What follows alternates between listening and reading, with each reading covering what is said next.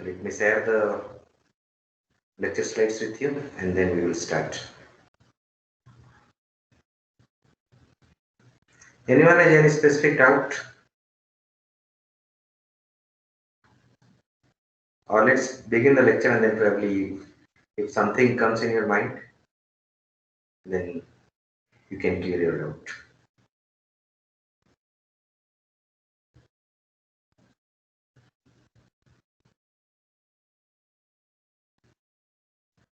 So you have class, Ayush, after this? When all you have? Yes, sir. We Okay. have a class from 4. I will stop the lecture at 3:55. Perfect.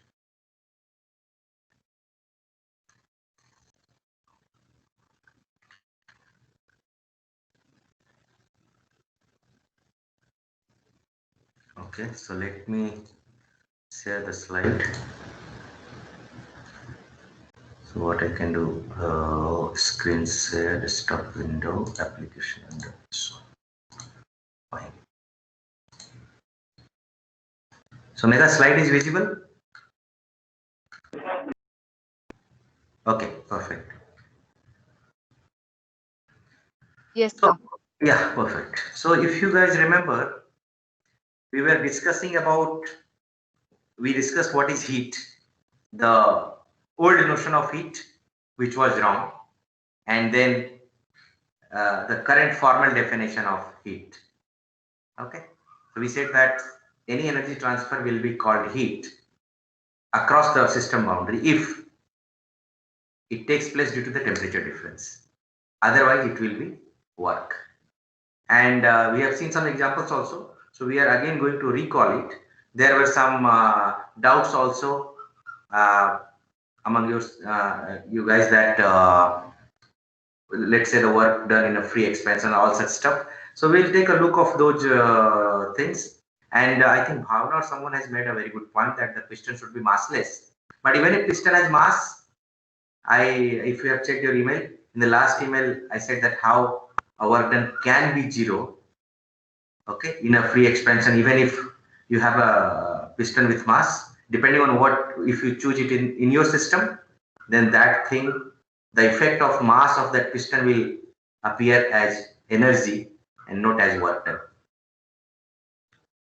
So as you got that email, right? And that email makes sense? Ayush? No, Bhavna? sir.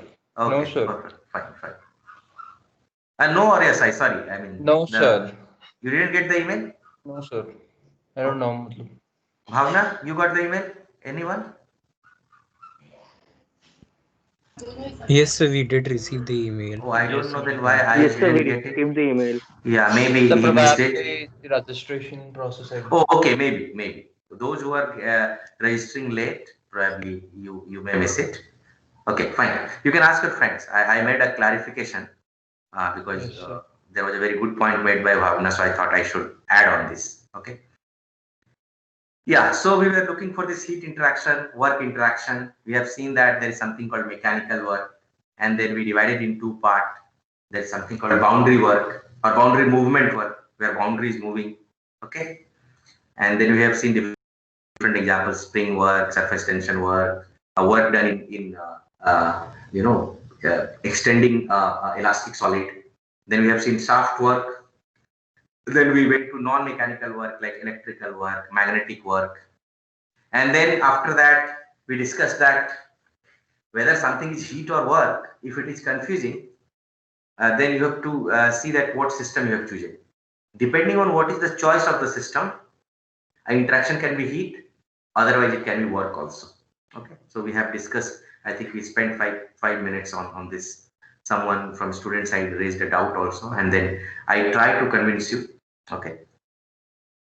Remember that if you are not comfortable with this definition of work, say it thermodynamic work.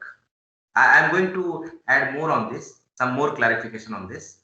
Okay, that many, I mean, especially when I was discussing this example, which you see here, where I said that, let's go to this slide, I guess, this slide, where I said that if you take this heating element inside your system, means if your system boundary envelops this or this heating element also, in that case it becomes electrical work. On the other hand, if you take only the gas in this electric oven as a system, and if you exclude this heating element from your system, then since the heating element has higher temperature as compared to the your system, it's a temperature difference. So we'll call it here on the right hand side heat interaction. Then someone made a very good comment, sir, what's the significance? So as I told you, there is no significance. When you try to formalize things, you have to follow some proper rules. Like here we are following a proper definition of what is work interaction and what is heat interaction. Okay. So if something is not heat, it becomes work. For example, this electrical heating element. If you include this heating element in your system boundary, it's no more heat, it becomes work. And only to convince you, I said that since electrons are passing your system boundary, we can say it work because something is moving. But remember that these things may not make much sense for you, and it's fine because as an engineer, we are looking for the final numbers. Whether you include it in a heat or as work, ultimately it's the supply of energy. So don't worry. Okay. But it's my duty to tell you the formal definitions. So that's why I said it with you. Okay.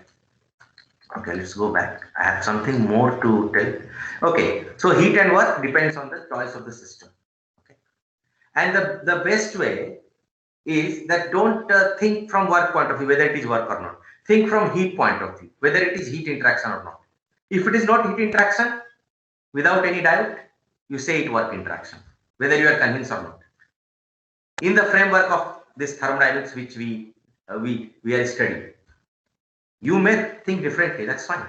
No one is stopping you. No one is stopping you. But if you talk about the framework which we are going to follow, the formal course of thermodynamics, if you think it is not heat, means if there is if the energy transfer is not due to temperature difference, without thinking anything, you say it work.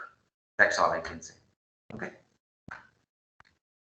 So if I conclude, let's say after so many slides, if I have to conclude something, I will conclude this way: that heat or work, both are energy in transit. That I already emphasized in last two lectures. And once, so remember, these are boundary phenomena. So these transfer takes place at the boundary, the system boundary. And once this energy transfer or this form of energy, heat and work, or energy in transit, let's say, when they cross the system boundary, after crossing the boundary, they disappear and become the part of the energy of the system, which we call capital E. Okay, so I think this makes sense. So you cannot say that you can accumulate work. Or can we define work for a state? Let me see whom I can interact. So Abhilas, hello, Abhilas. Yes, sir. So Abhilas, do you think so? You know what is state, right? Yes, sir. So a state is like a state is defined with the state variables, which are actually properties of the system, right? Yes, for sir. example, in thermodynamics, it's thermodynamic properties of the system. So do you think we can Yes, sir. define work for a state? Work What for a are state. what are your thoughts? Yes, no, whatever you think. Sir, in a particular state, if there is no change occurring, how can there be any work done? No. Again, I'm saying you have to say yes or no. Can we define work for a state? Anyone else? If you want to add what No, Abhilas is sir. saying. No. See, No, I sir. have written, yeah, good. See, heat and work are energy in transit. So you cannot define it for a state. If you go from one state to another state, there will be heat and work interaction. And then this will disappear. Disappear means it will get added to the energy of the system. So you can define energy for a state, not heat and work. So never get confused. State contains energy. Energy is a property. You cannot define heat and work for a state. Okay, perfect. Abhilas, it makes sense for you? Yes, sir. Absolutely. That's fine. Now, there is a lot of confusion always, and I'm sure from J time itself, probably sometimes we mug up this thing that thermodynamic work, or in fact work, PV work, done in free expansion is 0. And I know that it's really confusing.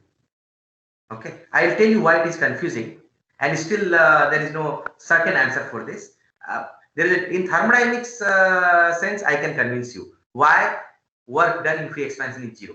See, one can always argue that if there is a force and if there is a displacement, then from a mechanical engineering point of view or mechanics which we studied earlier in our school day, it says that force into displacement, it should be some work. Right? So why we say that thermodynamic work done in free expansion is 0? Now see what picture we have generally in our mind, that we have a piston fitted with a cylinder, and then this piston is moving against nothing, against vacuum. So there is a gas inside the piston and piston is moving against vacuum. So if we think from mechanics point of view, there should be some work done because there is a force applied by gas and then there is a displacement. But the example which we are picking or which we are discussing, that is not the correct example to understand the free expansion. Free expansion using a piston is not possible. So I am going to give you the more accurate example, and then probably I can convince you why we say thermodynamic work done in free expansion is 0. So never try to quote that piston cylinder example for free expansion. Maybe you have solved some problem during your JEE preparation, or maybe you will see some problems in some books where they say that there is a piston and there is a cylinder and then it's freely expanding against vacuum. That problem itself is wrong. That process is not possible. That is not free expansion. So what is actually free expansion? That I am going to see, and probably then I can convince you that that's why work done is 0 and we are not violating any principle of mechanics. Okay, let's see. See, this is the example how free expansion takes place. What happens that you see in the left hand side, there is a gas trapped in a chamber. So there is a stopper, a solid partition you can see. And as soon as you remove this solid partition, gas freely expands. So what is happening here? So this is the correct example of free expansion, not the piston and cylinder system. That is not possible in real life. So as soon as you remove the partition, there is no system boundary. Your gas molecules are pushing nothing. Okay, there is no system boundary. Nothing is moving. Fine. So in that sense, we say that work done is 0. So if work done is 0, then how we can understand this phenomena? So that we will see that it is this can be understood in terms of entropy generation. That we'll see when we'll cover the second law. That actually this free expansion process where we say work done is 0, because you are not pushing anything.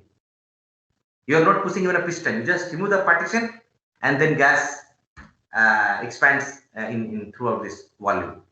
Okay. This we can understand in terms of entropy generation, that we'll see. So you have to wait. Remember, it is an irreversible process.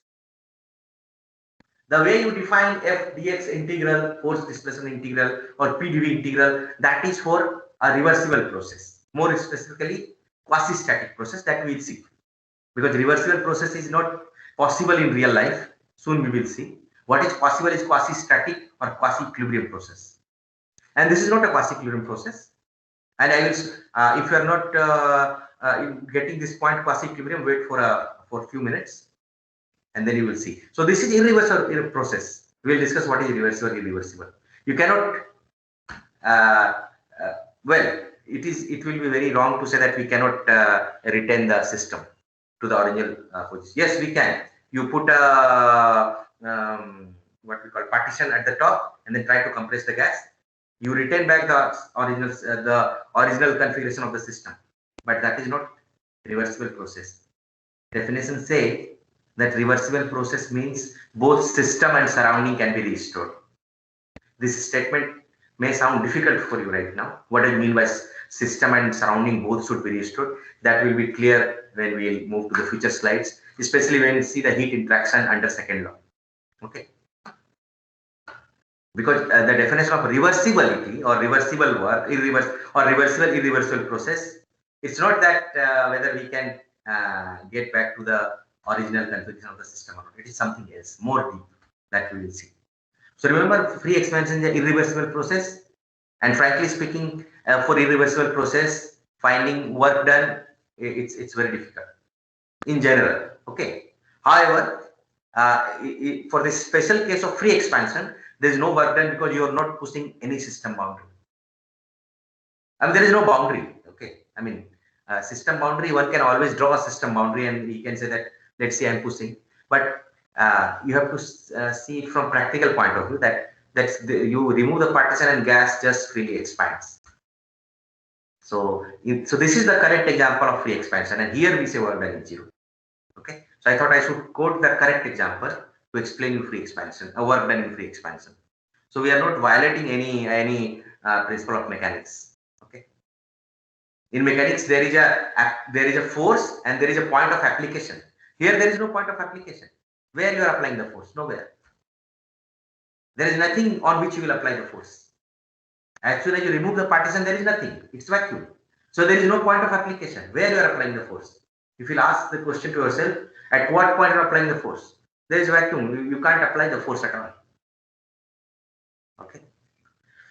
So that's all from my side. Still, one can argue, and probably I won't be able to convince you. Now it depends on you how much you are comfortable with this framework of thermodynamics. But I think this much discussion is sufficient from my side. Any comment?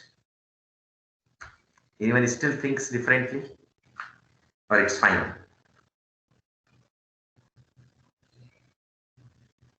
Anyone? It's fine? Anyone just say yes, I will move. It's fine? Yes. Okay, let's go ahead. Okay, I have included some example to explain you that what does it mean by E, because you remember, just to recall, that in energy we said it includes K, P, U and others. K is macroscopic kinetic energy, P is potential energy, it can be gravitational, elastic, anything, and U includes the microscopic or molecular kinetic energy, that's what we said, and others include chemical energy and nuclear energy. In some books you will find that the others is also included in U. Okay, so that's just a matter of convention, that what convention you want to follow. Okay. So just to give you an example, you see, this is an example of burning of a candle in an insulated room. If you consider this whole room as your system, which includes this candle, okay, then of course there is no expansion, it's a constant volume. So volume is constant, so W is 0. Okay, there is an insulation around the room, so Q is also 0. So delta U is also 0. Anyone has anyone disagree with this? And then we can discuss. Let's see.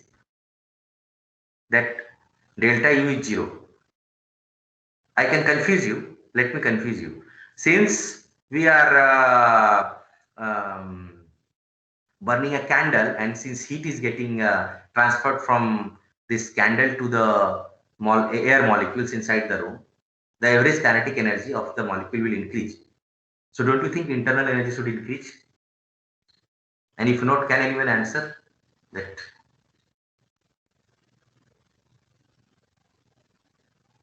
Oh, sure. Sorry. Rather than wait, let me put this way, that it's not U. Sorry, it's E. But by mistake I'm writing.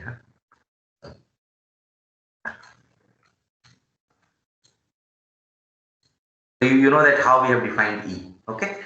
By mistake I'm writing E is our total energy of the system. So W is 0, Q is 0. So delta E is 0. Okay. According to first law. Anyway, we revisit the first law.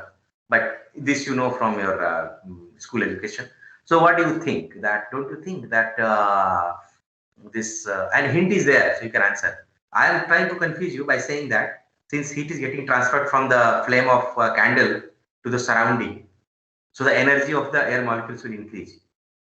So can you clarify? But the energy of the air molecules might increase, but as a whole, like the energy is only getting transferred. There's no increase in energy. Yes, true. Delta will remain Chemical yeah, energy that's of it. So yeah, perfect. So that I have written. generated.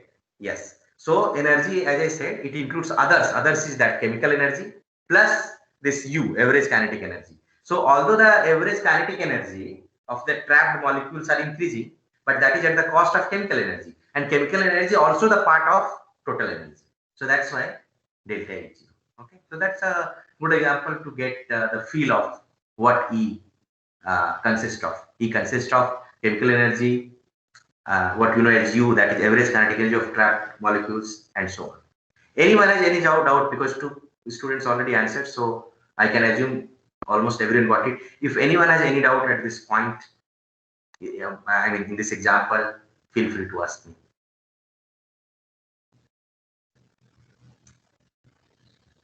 Okay, fine. This we already discussed. Okay. So, so today we are going to see the first law from Joule's experiment point of view, because see, it's very important that we should understand that how these laws are established. Okay, because before this you just use this law without giving thought that, I mean, why it came in picture and whether it was obvious or not when it got discovered. Today you may think it's very obvious, but it may not be. Okay.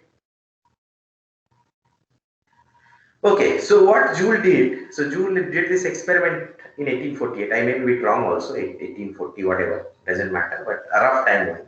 Okay, and his experiment was as I am going to describe.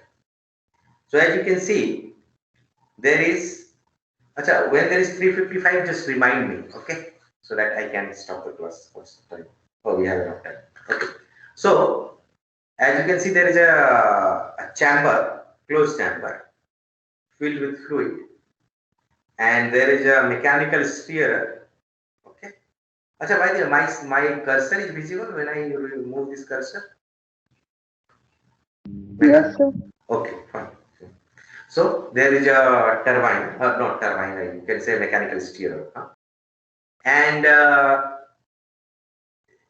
the top part of this, you can say pulley or something like this. So it is connected with a mass. Okay, fine. And let's say you put certain number of wraps here on this pulley, means multiple time of wrapping. Okay. So what will happen? So this was a Joule experiment. When this will fall, this mass m will fall downwards due to gravity. This pulley will rotate and hence mechanical steer will rotate. And due to this steering, what we expect? What will happen? Or think from Joule points of view, what you observe.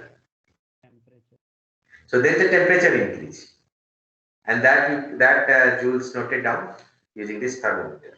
Okay, fine. So what was his first step of experiment? That he noted down that how much this mass has fallen down. Okay, so this way he know the work done. Of course. Wait for a moment. So that way he knows that how much work has been done on the fluid, which is simply the decrease in gravitational potential energy that I have denoted by delta W. Okay.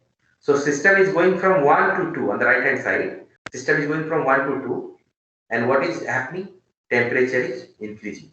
So one temperature, lower temperature, system goes to higher temperature, and there is a work input. So through path A. Okay. This experiment seems very easy. Can anyone comment why it was not? I mean, even today it's not an easy experiment. Can anyone think?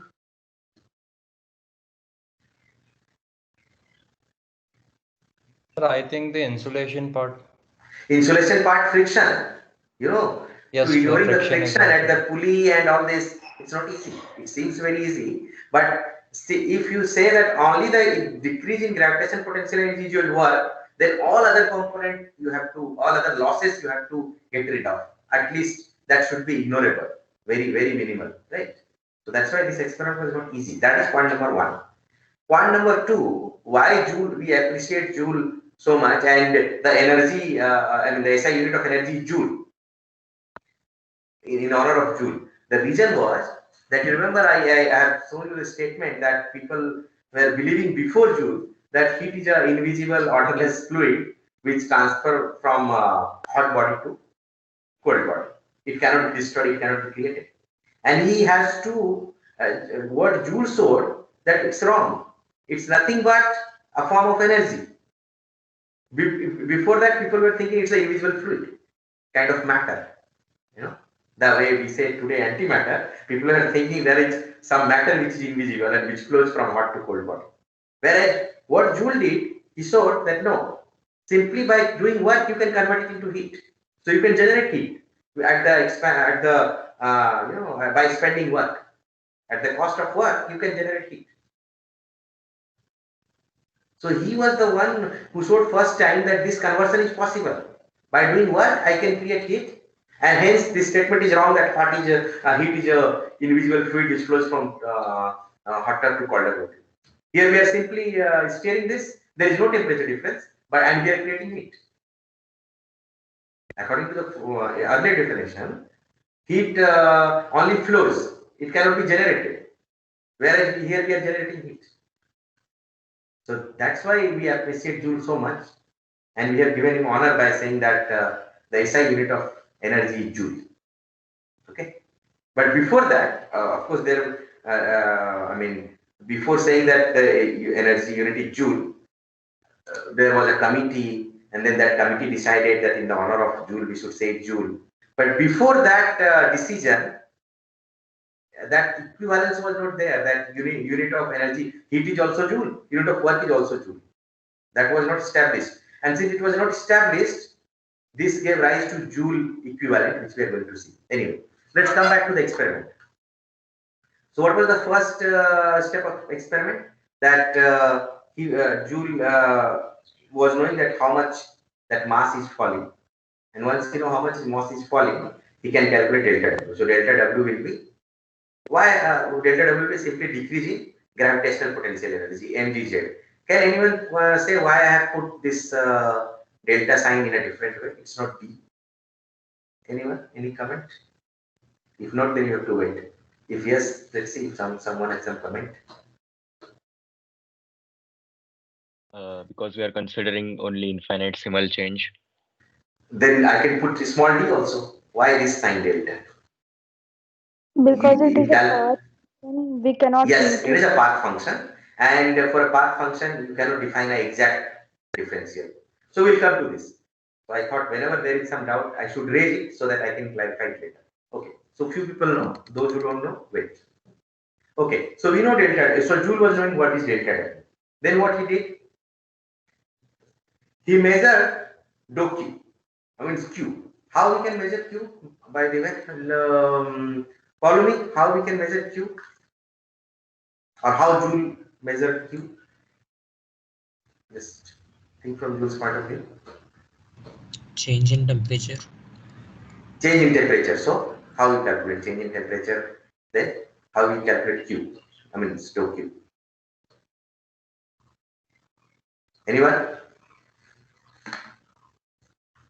MCP delta. MCP delta. Perfect. Yes. MCP delta. Yes. Sir, And- I was Yeah, please. Yes. Sir, I was thinking that as we are using a pulley in this mechanical process, Yeah. wouldn't there be frictional losses at the pulley too? That's what I say that the only the one thing for appreciating Joule so much is that in 1840s he somehow managed to minimize these losses. Who is it?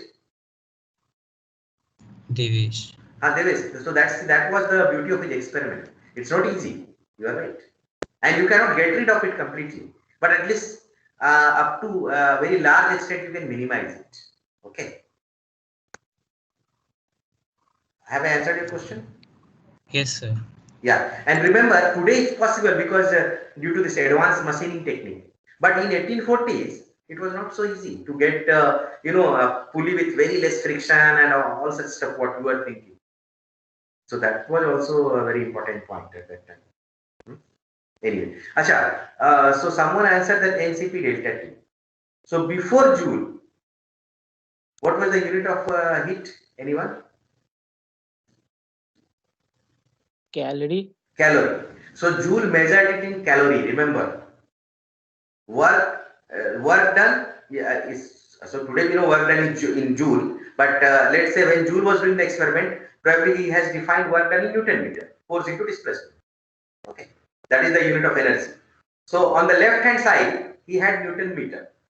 Okay, on the right hand side, so he measured work done by this MGZ, say Newton meter, because you assume that you are Joule and you are doing the experiment, and when you are Joule, there is no unit of Joule.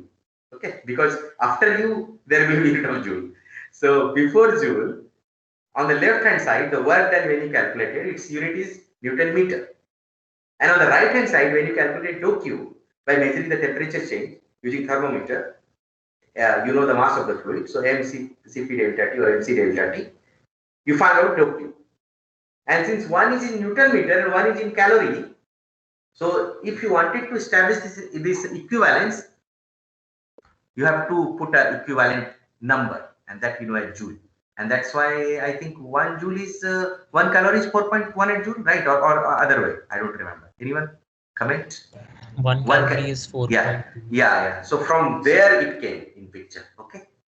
So before establishing this unit of work or energy will be Joule, since heat energy unit was calorie, work unit was Newton meter. So in order to establish this equivalence, this Joule equivalent came in picture. So remember, it's nothing but converting the calorie into Newton meter, right? And the Newton meter, formally, let's say there was a committee who decided rather than saying Newton meter, because it's a thermodynamically difficult process, you need a lot of energy, a lot of breathing in saying Newton meter. So let's say Joule. Anyway, I'm just kidding. In the honor of Joule, people decide. I mean, a committee decided, international committee on units and there's something else, units and some dimension units, whatever it is. They decided that formal unit of work of any energy will be Joule. Otherwise, before that, in order to convert calorie into Newton meter, you have to multiply it with this Joule equivalent. Okay. So that was the overall, the Joule's experiment. Huh? Okay. Another thing which I wanted to share is as follows. I think the second, before this I should tell you, just give me a moment.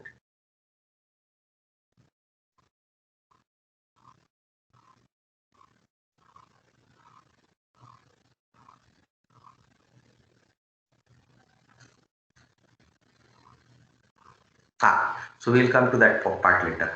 Okay. So this was the Joule experiment, and he established this heat work equivalence. Okay. That's why we appreciate him a lot. Right. So you can remember that what was Joule's contribution? Energy heat equivalence. Before that, heat was not the form of energy. That's what people were believing. Okay.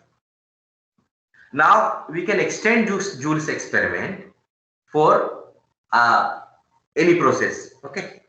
But before that, we have to go to a cyclic process. So before we go to the next slide, just read this experiment, this statement, that there exists for every thermodynamic system a property called energy, and the change of energy of a system is proportional to the mechanical work done on the system in an adiabatic process. This was the statement made by Joule. You know why? Because there is an insulation in the Joule's chamber. You see, otherwise heat will go to the surrounding. And well, that was not the idea of Joule. What Joule did, that he wanted to know that only fluid temperature should increase. So he had put the insulation. So it's an adiabatic process because there is no heat transfer, right? Out in the surrounding. Fine. So if there is no, okay, just a moment. We missed something here. You know what? I don't know whether someone has noticed or not. Let's see. Achha, how I am defining delta Q for what we say this.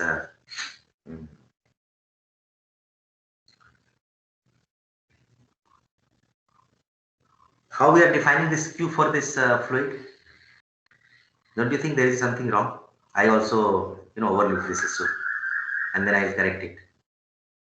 Can you see the system boundary? So system boundary is this insulation, right? and you are doing some work, fine, using this shaft work, means that's what Joule did. Huh? So, do you think there is any heat interaction across this boundary? Anyone? And I'll tell you that I just overlooked it. I was thinking something else. And do you think there is any heat interaction across the boundary? Viscosity. No. Forget about those things. Huh? We are ignoring all those losses. I'm saying, do you think there is any heat interaction across the system boundary? The system boundary is this chamber. In the thermometer? Sorry? Across the shaft. No, thermometer is just a probe to measure. So don't get confused with that. At Maybe the upper, at Well, the junction, Sorry? The shaft. the rotating paddle and the No, that is interface work between interaction. That is work interaction, right? I am talking about, is there any heat interaction?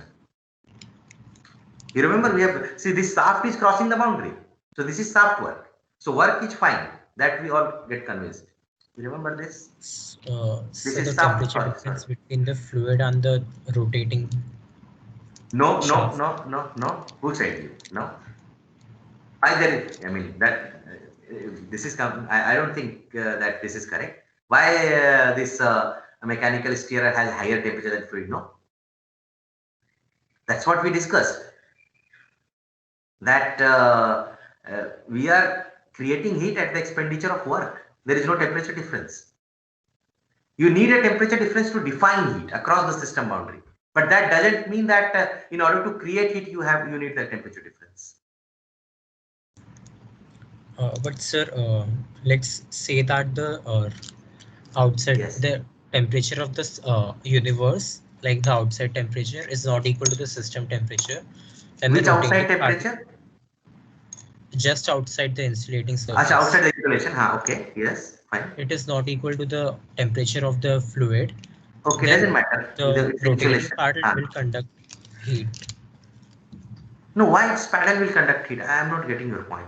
See, we are just rotating the fluid by this paddle. I will make this paddle also insulating at the top, from where the heat will be lost by conduction. Okay, so I did not consider that the paddle is Oh, insulated. no. See, means when I say adiabatic, there is no heat transfer across this system boundary. You have to ignore those pulley and all this. Sir, part. Sir, is the heat due to the increase in kinetic energy of the water molecule, means the fluid molecule? That's what I'm asking. Do you think there is heat interaction? First say yes or no. I want an answer from anyone. No, sir. No, there is no heat interaction. And I also made that mistake because I overlooked this thing. I'll explain you why. We just discussed where there is no heat interaction. So then where this, yes? Sir, are you talking about Sir. the fluid's specific heat capacity? You can say heat capacity. And that will be considered as the energy of the system, MCPT, right? Are you getting my point? Hello? Yes. Yes, Yeah. sir. So listen carefully what I am saying. And then I want your comments. See, first let me give the statements and then you comment. So let's see. What I am saying, there is no heat interaction. Ignore the heat losses through this top part of the pulley or this stirrer. Okay, there is no heat loss. There is no heat interaction across this chamber. So delta Q is 0 from going from 1 to 2. Listen carefully. Delta Q from going from 1 to 2, I am saying, means 1 to 2 means the process is that this mass is falling and there is some temperature change inside this chamber. So that is going from 1 to 2. And from 1 to 2, there is only work interaction. There is no heat interaction. So what this work will do? This will increase the energy of the system. What my system contains? Fluid. And for a fluid, like liquid, how we define the average kinetic energy in terms of MCPT. Okay.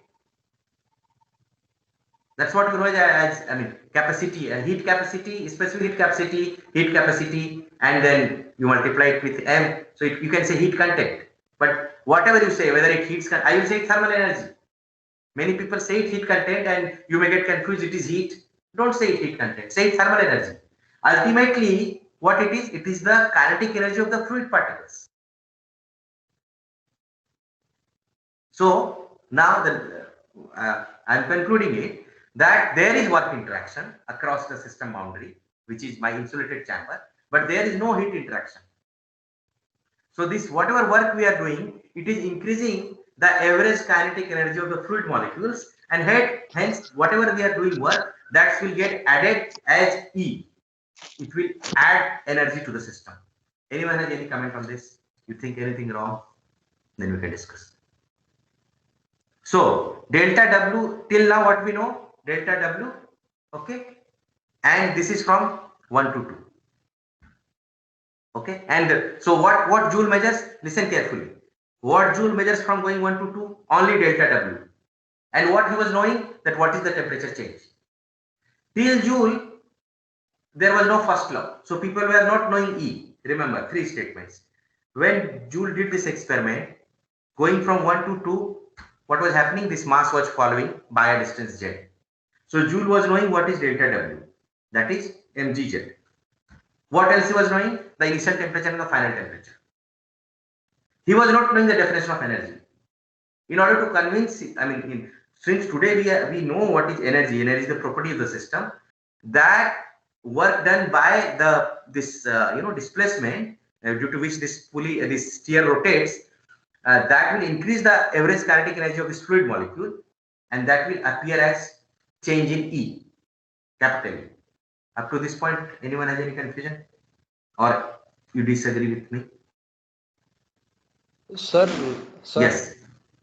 like sir, if the mass m is going down by dz, then the work would be like mg dz. Yeah, mgz you say. Why dz? Z. Fine. Okay. So sir, that amount of work is getting transferred into the rotational motion of the rotor. steer. Okay. Yes. And then it's getting transferred to fluid. Right. But sir, how can we say that it is completely transferring? It is like both of them are having energy. Who is it? Who is it? Tell me the name. Ayush. Ayush, we are discussing this experiment in a very flexible condition. Whether it is getting complete transfer or not, that is not our agenda. Means sir, what I want to say is that you have to assume it. You have to make this assumption that those, it's almost getting transferred. There is no loss. Almost there is no loss. Whatever that rotational kinetic energy of this steerer, that is getting transferred to fluid. Don't go into those details that there is frictional losses. We are not. No, sir, I'm not saying about the frictional losses. What I want to say is that if you are rotating a fan, and the molecules nearby, it is getting the that fan is transferring the energy to the molecule. Yeah. Then we can't say that the fan is completely transferring its energy to the. I am saying no, you can't say that. See, that's the experimental bottleneck or experimental limitation, right? That probably Joule also faced. I am not worried about that. Let's say there is, okay, let's say there is no complete transfer. That's also fine. Okay. I am saying something different. I am saying, okay, I agree with you that delta W is not getting completely transferred. Let it be. Okay. Some part of, I'll put some eta, some fraction, right? Sure. That is fine. I am asking something else. Point number 1, you answer.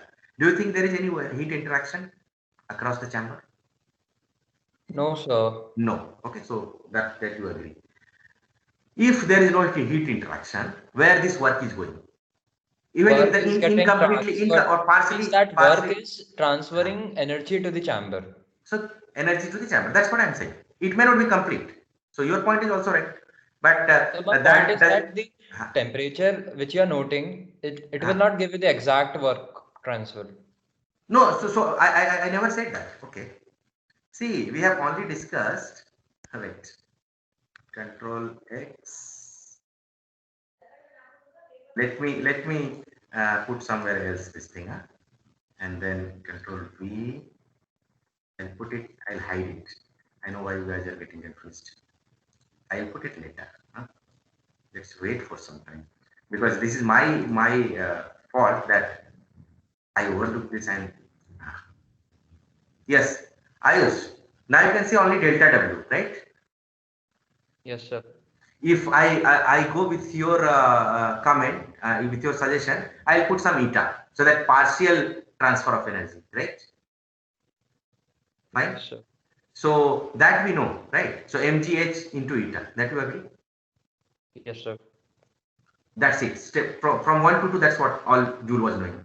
Fine? Clear? Yes, sir. Now what you were saying, that how we know that, what was your comment? This, we haven't calculated delta Q. Okay? No, sir. Okay. Okay, sir. That's what your point was, na? That MCP, how do you know that these two are Yes, sir. equivalent? Means my point was that if we are doing some work on the actually we are doing some work Yeah. that work is getting transferred into the container True. Container, rather than container, fluid. because it's So an insulated one. Na? the point I want to mention was the fan is also rotating, and we Yeah. can't say if the molecule if it is transferring the energy to Okay. I got your point. Now I see your point. You are saying that since this rotator has also some mass, so it will keep on rotating. Fine. Okay, that's fine. Okay. So let's say there is some partial transfer. Why it will keep on rotating, by the way? If I stop the mass at height z, why it will keep on rotating? Sir, if it is You are saying that if you ignore all the frictional losses and everything, of course fluid will also get the energy, but this fluid will will also keep on rotating for fluid will infinite also time. transfer the energy to Yeah. the So you're saying that it will keep on rotating for infinite time, right? yes, sir. Okay. If there is a catch, Yes. since you guys have just started chemical engineering, tell me why this heating takes place. Sir, actually, You said the average kinetic energy of the molecule increases, right? molecules Yeah. So are basically colliding this. with the fan, and they are transferring the energy. Yes, it is. So if there is a transfer in the energy, right? So somewhere energy has to decrease. See, if you are transferring the energy, Ayush, right? So how this rotor can rotate for infinite time? It has to stop sometime if it is transferring energy, because you are supplying fixed amount of energy, mgz. Yes, sir. So let me clarify this to you. I'm just see what is happening. The moment you say you are creating heat rather than thermal energy, it means your liquid is viscous. Okay, and due to this viscosity, viscous liquid, ultimately this rotor will stop. It cannot keep on running. So ultimately there will be a complete transfer of energy from rotor to fluid. Yes, sir. Okay, you think this way, that there is a rotor kept inside a fluid. You just rotate it by your hand, by your fingers. Rotate it and then wait. And if your chamber is insulated, what will happen? Eventually that rotor stops. What happens? When you say that there is an increase in thermal energy of the fluid molecules, indirect you are saying that your liquid is viscous. If your liquid is not viscous, it will never get heated. And since there is a viscosity, I think you have done fluid mechanics course. Yes, no. sir. So there you saw, if your liquid is viscous, then it will apply opposing force on the rotor, and ultimately rotor will stop. It means that the whatever energy we supply to rotor, that will go to fluid. Okay. Yes, sir. And since in the future semesters also we are going to meet many times, keep this point in mind, and I'll discuss it in our future semester also. Whenever you see the thermal energy of the fluid is increasing, it means this is called viscous dissipation. Means due to either you say thermal energy of fluid molecules are increasing, or you say liquid is viscous. Both are equivalent statement. If your liquid, gas is different, but if you talk about this something like liquid, then in case of liquid, if your liquid is viscous, then only there is the moment you say viscous, it means if there is some energy to the fluid, it will get passed to the thermal energy of the fluid molecules. And since it is viscous, ultimately rotor will stop. So now you got the point, what I'm saying, that there will be complete transfer of mgz to the fluid molecules. So that is step number 1, going from 1 to 2. Okay. Yes, sir. So from 1 to 2, there is work input, and due to this, which we can calculate as mgz, and that is from 1 to 2, and that will add the energy to the system, thermal energy to the system. That is experiment 1. Then we will come from 2 to 1, and then Q will come in the picture. Quickly I will say, and then we will again repeat it. I want to spend some time on this. That's why I'm discussing, in interactive mode, because this is important. Then what Joule did, he removed all these, these accessories, and he removed the insulation also. So what will happen, if we remove the insulation? So there would be transfer of energy. Yes. So what he did, he waited till the fluid come back to its original temperature. Assuming that you have kept the fluid temperature equal to the, let's say, atmospheric temperature, ambient temperature. Okay. That's what we expect. That if you remove the chamber, then fluid will come back to the original temperature. Say the original temperature was equal to the ambient temperature. Fine, Arish? Yes, sir. So can we calculate this delta Q? So from 2 to 1, what is the process? First define it. So yeah, I have to discuss with you itself, because if I choose a new guy, there is a wastage of time. So from 2 to 1, what is the process? Quickly. So 2 to 1. Heat to the surroundings. Yes, very good. Heat to the surrounding. So this is when I say this Q, you remember this dou Q. So he went from 1 to 2, and there was only delta W. Then he come from 2 to 1, where he removed the chamber, this insulation, and then this fluid came back to its original temperature, which was equal to the surrounding temperature, and then he can calculate dou Q, right? Yes, sir. Right? So that was from 2 to 1. This time there is heat interaction across the system boundary, because we removed the insulation. And what Joule found, that this delta W is proportional to dou Q. And then in order to remove this proportionality sign, because left hand side Newton meter and right hand side we have calorie, he put this Joule equivalent. So that was the, and so it means, is it a cyclic process, Ayush? Yes. Yes, sir. Because system is going to its original temperature. Okay. So basically his experiment was for a cyclic process, where he found that in this cyclic process, delta W is always proportional to dou Q, where delta W is the work input from 1 to 2, because there is only work interaction, and coming from 2 to 1, there is heat interaction only. So we'll start from this slide. If anyone is confused, I want to discuss this slide at least for next class, means this concept of joules. Then after that, it will be very fast. Thank you, guys. I hope you enjoyed. Okay. And others, please feel free to interrupt or discuss. I mean,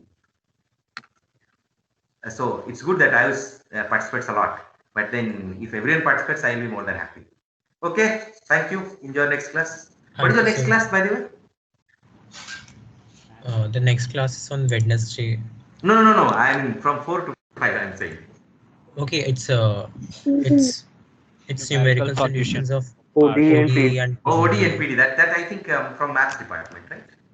Yes, sir. Yeah. Okay, guys. Okay. Fine. Continue. We meet on Wednesday. Huh? Okay. Thanks.